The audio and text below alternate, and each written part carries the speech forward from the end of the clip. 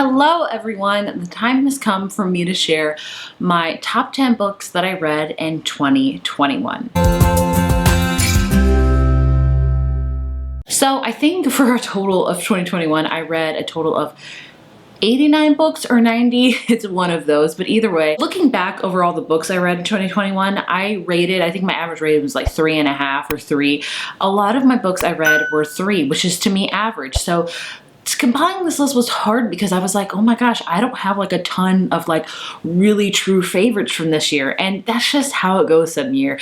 2021 in particular was a rough year because I got pregnant at the very beginning of 2021. And then I had my second child kind of near the end of 2021. So a lot of reading did not happen for this whole year. So maybe that's why I had a lot of average books. I don't know. But either way, I do have 10 favorites that I want to talk about. If I've reviewed any of these, I will link them down in the description, and yeah, let's get right into it. Not true. Coming in at number 10 is a thriller, and that is The Broken Girls by Simone St. James. I had a Simone St. James kick at the end of this year where I read like 3 of her books, I want to say, maybe 2 actually, and I would put the newest one that she wrote on here, but it doesn't come out till 2022, so I didn't feel right. But either way, I read The Broken Girls and I really enjoyed it. So this takes place in 2 timelines. Simone St. James books usually do. It takes place in Vermont in 1950 and then also in Vermont in 2014. So basically we have this place called Idlewild Hall where all these like troubled girls go to school, and like it's not the best school, and basically there's this kind of ghost story happening. We have that going on.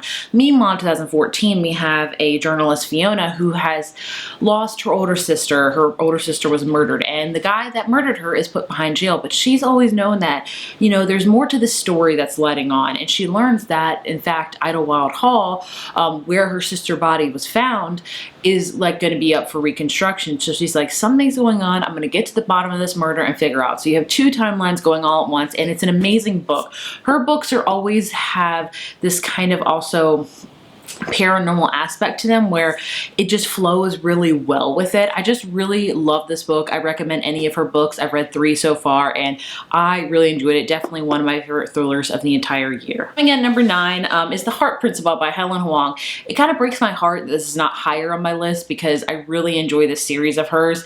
You guys know she wrote The Kiss Quotient and then The Bride Test. I really love The Kiss Quotient a ton.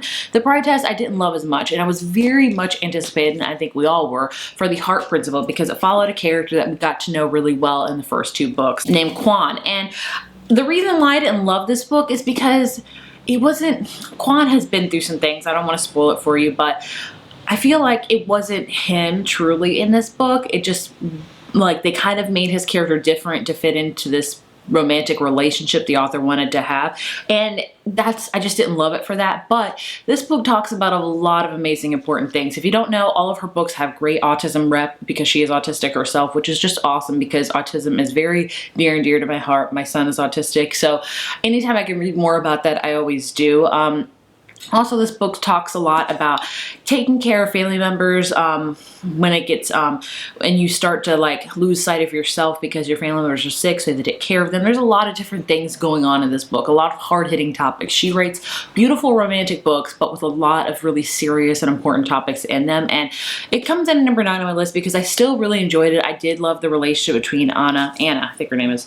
I did really enjoy the relationship between Anna and Quan, but I just felt like both characters were made to like fit this relationship perfectly, but I just didn't love it as much as I wanted to. Like, I felt Quan was just so different than we saw him in the first 2 books. I didn't do a lot to make sense, but either way, it's coming in at number 9. It breaks my heart kind of that it's not higher on this list. Coming in at number 8 is another romance book. In fact, I think the majority of these books in this whole video are romance reads, and that is The Dating Plan by Sarah Desai. This is the what number book is this? I don't even remember. I think it's the 2nd book in her series, and I really enjoyed it. Her first book, I believe, oh goodness, I forget what it was called. I am horrible. I didn't love, so I was like, this will be okay, but I really enjoyed it. It's like a second chance romance with a fake engagement, all the tropes that I really enjoy. So we have a character named Daisy, who is a very smart woman. She's like an engineer, and basically she re-meets Liam, who was her brother's best friend, and she had a crush on Liam when she was younger, and he was supposed to take her to her prom, and then he bailed on her, and so she's just hated him ever since. But turns out Liam like needs a fiance for something, because there was always some obscure reason why they need a fiance for like money or something. So he's like, I'll help you with your company if you pretend to be my fiance, and ... as they always say. You can guess what happens from there. It was super cute. I enjoyed the romance. I love the second chance romance aspect of it and the fake dating. It was really great. Really highly recommend this book. I don't think I've heard a ton of people talk about it. Speaking of second chance romance, my number 7 is also a second chance romance, and that is A Lot Like Adios by Alexis Dario. This book, I loved. I don't hear a lot of people talk about this one as either. So this one follows two characters named Michelle and Gabe, and they were best friends in high school. Like, they grew up together, their families were close together, and then towards the end of high school, something like romantic kind of happened between them. But except Gabe kind of just leaves. He doesn't tell Michelle that he's moving away. He just kind of up and leaves, and just leaves without telling her. Fast forward to like 10, 15 years later, Gabe is opening up a new gym where Michelle kind of works, and he needs somebody to help market it, and she is like the best marketer in town. So he's like, hey, will you help me out? And she's like, you know what? Yeah, I'll help you out if you stay with me at my parents' house while they're out of town, and we rehash what happened to us. Like, why did our friendship go sour? Why did you leave without telling me? Let's figure this out, which I give so much credit to her for that. So that's exactly what they do in this book. They rehash their friendship of what went right, what went wrong, why he left, and of course, romance ensues again. It's a super cute book. I love the series. I think she's continuing on with it.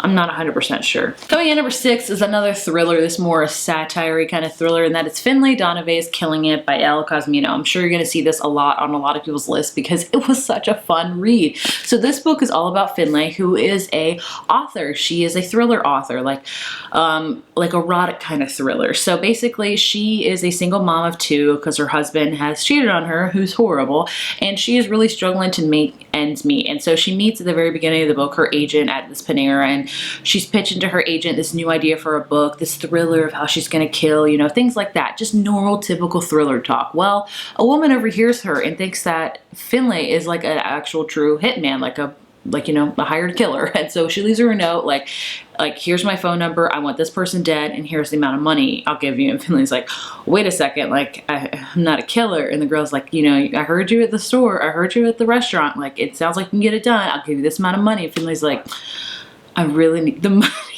So it kind of goes from there.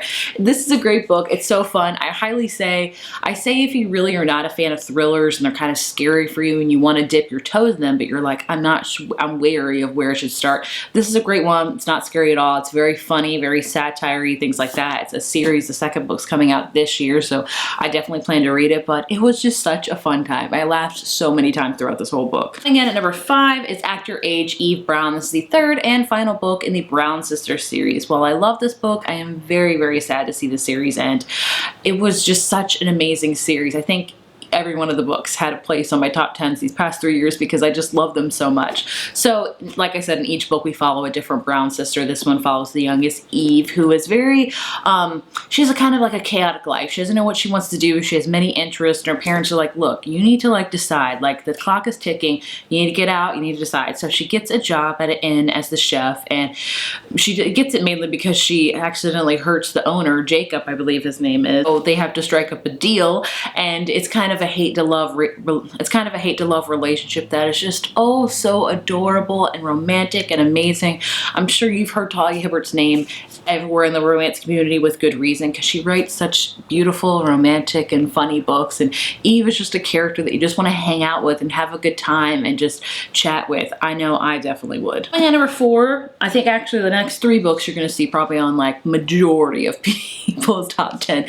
That is People We Meet on Vacation by Emily Henry. So this is her second foray into adult fiction, and I have to say I love it because I've read a couple of her YA books and I'm not a fan of them, but her adult romance books I cannot get enough of. So this follows 2 characters, Poppy and Alex, who met in college and became friends. They are vastly different. Poppy is very you know, she goes with the flow, just things happen. She just is kind of spontaneous, where Alex is very organized and meticulous. And you think they would not hit it off with being friends, but they do. And they decide every year while they're in college and even after, like during their summer break, they're going to go on a week-long trip somewhere. It could be just somewhere within the States, somewhere like Italy, things like that. They just always do that. Basically, at the beginning of this book, you learn that they have not talked in years, but you don't know why. The book has flashbacks to their previous vacations and leading up to this vacation now that Poppy is like, hey, I think they go to Malibu. I'm not 100% sure, but she's like, hey, I want to talk to you, Alex. Like, let's talk about our friendship. Where did it go wrong? Let's hash things out. And if we don't hash things out on this week-long trip, we'll never talk to each other again. So it's all about their last vacation that's about to currently happen, and then about the previous ones, and figuring out why they stopped being friends, what happened. I'm sure as a reader you can put two and two together, but it's a great friends to lovers romance with a lot of more serious topics, and I just love it. I can't get enough of her adult romance books, and I can't wait to read her newest one coming out this year. And another one you'll see a lot on people's list, and that is The Love Hypothesis by Ali Hazelwood. After reading this for a while, I've learned that this is like meant to be like a Raylo, I'm so sorry, fan fiction, like an Adam Driver fan fiction. I didn't even put that together. I'm horrible, but either way, this is an adult romance book all about characters named Olive and Adam, and they are in college. Olive is like a graduate student, and Adam is, I think, like a professor, not a professor, but like he's like on the advisory board, something of that. But either way, they're like scientists. They're super smart. I didn't get that part of the book because I am not into science whatsoever. But either way, they're in college together, right? So basically, she kisses Adam one day to prove to her best friend that she's over her ex-boyfriend, so her best friend can date her. I know it's a lot. I'll link my review down below. But either way, they get caught up into this fake relationship because this just would benefit them both. And everyone hates Adam. Adam is just a guy that you don't want on your advisory board. If you get his class, you're like, oh crap. Everyone just loathes him. And so Olive makes him a little bit more likable. And Olive is just trying to, you know, get through college and things like that. It's super cute. I love fake dating relationships. I love that this was set in a very academic setting. It taught me a lot about PhDs and science stuff that I still can't quite grasp. But either way, I really enjoyed it. I can see this being like a lot of people's favorite romance of the entire year with really good reason. Okay, so my last two are definitely my favorites of the year. If you've been on my channel a while, you definitely know what they are. But I was having a hard time figuring out which one's the number two, which one's number one. I'm like, it really doesn't really matter. Your top 10's your top 10, whatever you want to do with it. But either way, coming in number two is Malibu Rising by Taylor Jenkins Reid. I have read all of her books, as a lot of us have, and I haven't read a book of hers that I just don't love. I will say this is not like one of my top favorites of hers, but I still really enjoyed it. This one is very difficult to explain as it takes place in 1984 and it takes place all in one night. Basically, there's this party that happens at the Rivers annual home, like Nina Rivers' home.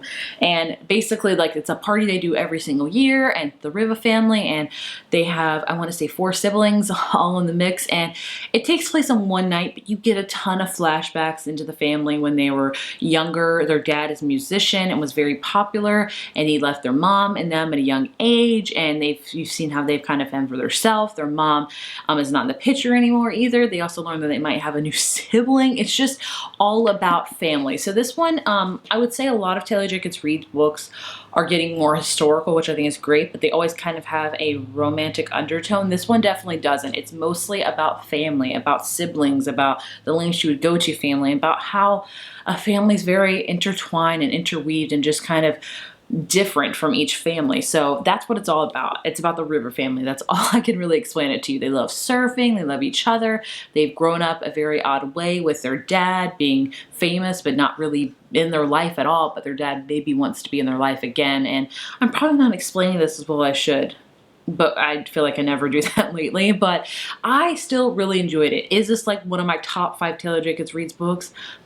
I'm not sure. I did a whole video on Taylor Jenkins Reid's, I think, last year or the year before, and I don't know where I would put this at. It's definitely not my favorite. I wouldn't say it's not my top 3 at all, but I still really enjoyed it. Like, Taylor Jenkins Reid's writing captivates me from page 1 to the end. Like, I'm enthralled by it from the entirety of it. I just love the way she writes and how she can just weave everything together. So I love this one, definitely one of my favorites. I was gonna put it number one, but then the more I thought about it, there's one book that's had my heart for the whole year, and that is Float Plan by Trish Dollar. Totally the underdog that I never saw coming, that I would expect I loved. I picked this one up on a whim, like I found it on NetGalley, and then I was like, I'll check it out this year. And I loved it. So this is a romance read that's more, I would say, of a kind of serious undertone. So we follow a character named Anna who has lost her fiance to suicide. And it is a spoiler, but I feel like that's good to know in case it is triggering to you. I feel like that's important to know. But she's lost her fiance to suicide, and it's been a year, and so she decides to take this boat trip in his memory, because they always plan to go on this boat trip to like go to Turks and Caicos, sail like the kind of seas, things like that. And so she's like, I'm gonna do this myself in his memory. And so she starts the trip, and of course she's like, I don't know what I'm doing. And so there she hires this kind of professional sailor named Keen, who has also been through a lot himself. And so they are go on this journey together because he just loves being on the open sea, and she's trying to honor her fiance's memory. And so it's all about her journey, both physically and mentally, of how she learns to let go of her fiance, maybe developing some feelings for Keen. And it's just a beautiful book. I don't know why this grasped me so much, but it just did.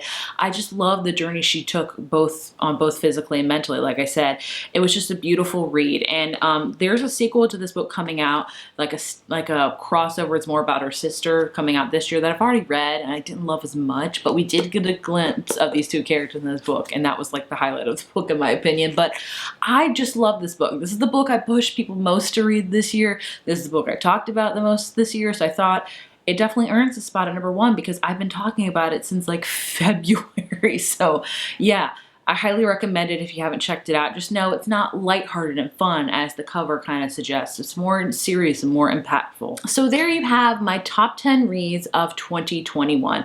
Like I said, looking back, I love all of these books, but 2021 wasn't an amazing reading year for me. I felt like I read mostly the same genre, didn't really branch out and things like that. And years when I really try to branch out are some amazing reading years for me. So I'm gonna really try to do that in 2022. And hopefully I'll be successful with that. I would love to know your favorite books of 2021. Did we have any similars? Did we not? Please let me know down in the comments.